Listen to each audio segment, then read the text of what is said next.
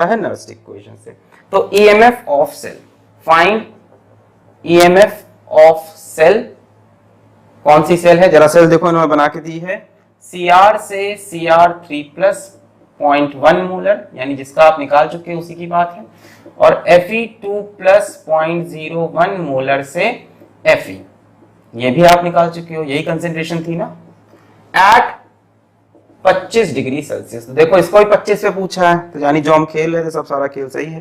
साथ में साइड में कुछ इंफॉर्मेशन दी है, E0 Cr3 प्लस से Cr और E0 Fe2 प्लस से Fe, स्टैंडर्ड पोटेंशियल्स दे रखे हैं। रिडक्शन पोटेंशियल Cr वाली वैल्यू है -0.75 वोल्ट, इसकी वैल्यू है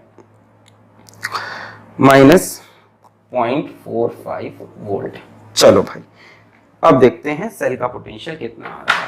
तो बच्चों ईएमएफ ऑफ सेल, पहले तो मैं एक मेथड सिंपल बताता हूं जो आपने लास्ट लेक्चर में पढ़ा है कि ईएमएफ ऑफ सेल होता है ई of cathode minus E of anode, और दोनों का कौन सा पोटेंशियल रखो, रिडक्शन पोटेंशियल पे। जिस भी टेम्परेचर कंसेंट्रेशन पे पूछा है उस टेम्परेचर कंसेंट्रेशन का कैथोड का रिडक्शन पोटेंशियल माइनस एनोड का।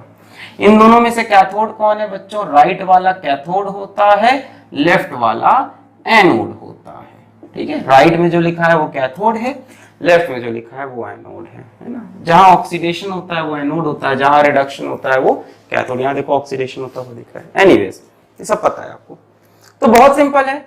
आपने कैथोड का रिडक्शन पोटेंशियल 25 डिग्री सेल्सियस पे इस कंसेंट्रेशन पे निकाला हुआ है, वो रहा -0.509, माइनस एनोड, इसका भी आपने रिडक्शन पोटेंशियल चाहिए, आपने निकाल के रखा है 25 डिग्री सेल्सियस इस कंसेंट्रेशन का, वो रहा -0.77 वोल्ट।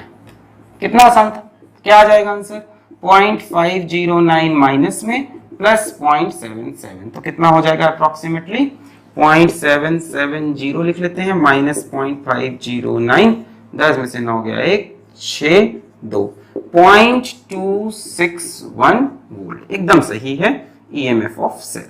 इजी है? नहीं इजी है, बहुत लंबा है ये। अरे भाई साहब एग्जाम में सवाल आया फाइंड ईएमएफ ऑफ सेल, तो आप पहले इस इलेक्ट्रोड का ईएमएफ निकालोगे, फिर इस इलेक्ट्रोड का ईएमएफ निकालोगे, फिर ये फॉर्मूला लगाओगे। अरे जमाइन भैया बहुत टाइम लग जाएगा, जमीन आसमान एक कर रहे हो आप। पहले आप एनोड का इलेक्ट्रोड पोटेंशियल निकाले, फिर आपने कैथोड का इलेक्ट्रोड पोटेंशियल निकाला नर्स्ड इक्वेशन लगा के, फिर आपने बोला EMF of cell E cathode. यहां आसान लग रहा है क्योंकि डिटरमाइन कर चुके थे पिछले 2 क्वेश्चन पे। सोचो एग्जाम में सीधा ये सवाल आए और ये सब आपको नहीं पता होता, अभी तो आप इसलिए वोकाल मार रहे हो क्योंकि ये पता था। अब ये नहीं पता तो क्या करोगे, ई कैथोड माइनस ई एनोड ये उठा के रख दोगे।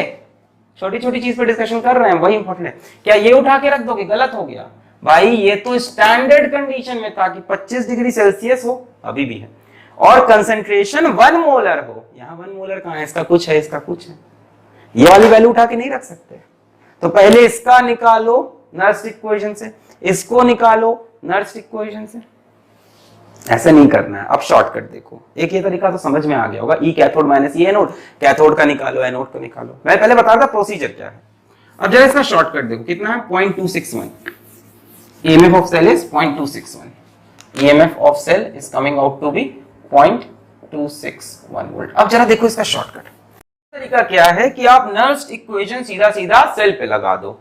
E of cell is equals to E naught of cell minus 0.059 by n log 10 product upon reactant. देखो शुरू में धीमे धीमे चल रहे हैं ताकि आपको प्रोसेस समझ में आ जाए। अब ये क्या बोल रहा है, कह रहा है कि सेल पे लगाओ सीधा। तो देखो सेल में कौन सा रिएक्शन हो रहा है, सेल में 2 रिएक्शन हो रहे हैं, एक ये एक ये। तो आपको सेल रिएक्शन लिखना पड़ेगा। कैसे लिखोगे, देखो एक ये रिएक्शन है कि Cr चेंज हो रहा है Cr3 प्लस में, मतलब 3 इलेक्ट्रॉन लूज करेगा, एनोड पे होता है ऑक्सीडेशन।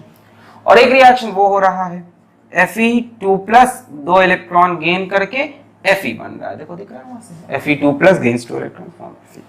अब इनको जोड़ के आपको सेल रिएक्शन बनाना होता है। कंडीशन ये होती है बच्चों की सेल रिएक्शन में इलेक्ट्रॉन्स नहीं होने चाहिए, यहां इलेक्ट्रॉन्स नहीं दिखने हैं। तो क्या करोगे, इस वाले को 2 से मल्टीप्लाई कर दो, इस वाले को 3 से मल्टीप्लाई कर दो। 2 3 6 इलेक्ट्रॉन, 3 2 6 इलेक्ट्रॉन, कैंसिल हो जाएंगे, है ना। ये लेफ्ट में है, वो राइट में। तो आपको मिलेगा 2Cr plus 3Fe2 plus gives 2Cr3 plus 3Fe। बोलो आया सेल रिएक्शन कैसे लिखना है? लेफ्ट साइड की इक्वेशन लिखो, राइट साइड की इक्वेशन लिखो, इलेक्ट्रॉन को बैलेंस करो, मतलब ऐसा बैलेंस करो कि कैंसिल हो जाए। इसको 2 से मल्टीप्लाई करो 3 से, तो 2 3 6, 3 2 6 कैंसिल हो गया राइट और लेफ्ट। और बाकी इक्वेशन एट इज मैंने लिख ली 2Cr plus 3Fe2 plus 2Cr3 plus 3Fe। अच्छा, अब Fe2 प्लस की कंसेंट्रेशन है 10 की पावर -2 और Cr की कंसेंट्रेशन है 0.1, इसकी कंसेंट्रेशन है 0.1 यानी 10 की पावर -1। बाकी इनकी कंसेंट्रेशन 1 लेनी है सॉलिड की। तो सेल रिएक्शन मिल गया, प्रोडक्ट रिएक्टेंट मिल गया, बहुत बढ़िया। ई नॉट ऑफ सेल कैसे निकलेगा? तो ई नॉट ऑफ सेल को आके कोपचे में निकाल लो, बहुत ही आसान है। E naught of cell is equals to E naught of cathode minus E naught of anode, है ना। अब कैथोड कहाँ है? ये इसका ई नॉट कहाँ है? ये रहा। रिडक्शन पोटेंशियल लिखना होता है दोनों का, है ना। ई नॉट ऑफ कैथोड का रिडक्शन पोटेंशियल, एनोड का भी। ये ई नॉट ऑफ सेल निकाल रहे हैं, ये दिया होता है। तो ये है -0.45, एनोड कौन है? ये इसका है -0.75, तो -0.75। इसको कोपचे में किया करो, ठीक है। तो -0.45 दिख रहा है। E naught of cell, E naught of cathode minus E naught of anode. जैसे इलेक्ट्रोड पोटेंशियल पे लगा रहे थे एनालिटिक इक्वेशन, वैसे ही सेल पे लगा दी। तो कैथोड के लिए आपने इसका ई नॉट रख दिया, एनोड के लिए इसका ई नॉट, रिडक्शन रखना है दोनों का +0.75। तो प्लस ये हो जाएगा प्लस 5 में से 5 गया 0, साथ में चल गया +0.30 वोल्ट, +0.3। तो ई नॉट ऑफ सेल इज 0.30, बोलो सही है?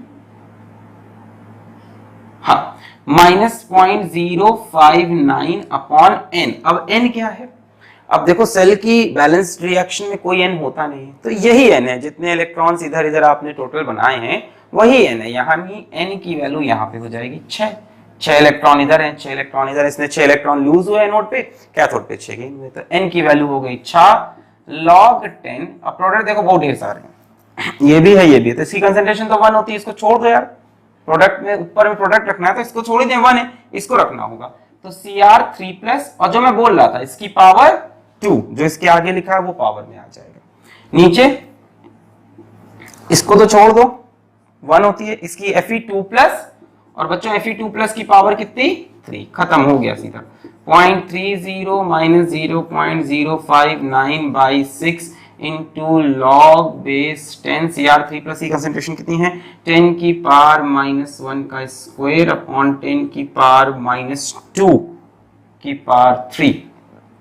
तो ये हो गया 0.30, इसको हम ले लेते हैं 0.06/6 इंटू लॉग 10, और ये हो गया 10 की पावर -2, ये 10 की पावर हो जाएगा नीचे -6, ऊपर आके +6, 6 - 2 इज 4, 3 2 6, ऊपर आके हो गया +6, 6 - 2 इज 4, 4 बाहर आ जाएगा, log 10 to the base 10 1 हो जाएगा, ये 6 से कट जाएगा, -0.30 -0.01 हो जाएगा ये 6 से कटने के बाद, मल्टीप्लाइड बाई 4, तो 0.30 -0.04, तो ये आ गया 0.26 वोल्ट। देखो यही था क्या एमएफ ऑफ सेल, 0.261 वोल्ट आ रहा है,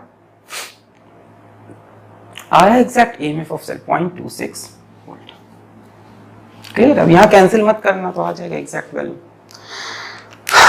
बोलिए आया मजा, समझ में आ गया कि एमएफ ऑफ सेल निकालने के लिए जरूरत नहीं है जैसे कि एक एक इलेक्ट्रोड का पहले ही निकालो। अगर कहता है किसी इलेक्ट्रोड का ही पोटेंशियल चाहिए तो लगाओ नेक्स्ट इक्वेशन। सेल का बोलता है तो क्या करो, सेल की एनोड की रिएक्शन, सेल की कैथोड। अभी अगला क्वेश्चन तेजी से करेंगे। कैथोड की रिएक्शन लिखी, ऐसा किया कि इलेक्ट्रॉन कैंसिल हुए, फिर सेल की रिएक्शन बनी। प्रोडक्ट में प्रोडक्ट साइड की चीजें, रिएक्टेंट में रिएक्टेंट साइड की चीजें, पावर लगा दो, जो इसके आगे बैलेंस्ड कोफिशिएंट है, स्टोइकियोमेट्रिक कोफिशिएंट, उसको पावर में डाल दो। n की वैल्यू जो इलेक्ट्रॉन कैंसिल की, E naught of cell is E naught of cathode minus E naught of anode, जो राइट में है कैथोड लेफ्ट में एनोड, इसका ई नॉट दिया रहेगा। और कौन सा रखना ई नॉट? रिडक्शन, रिडक्शन ही दिया भी होता है।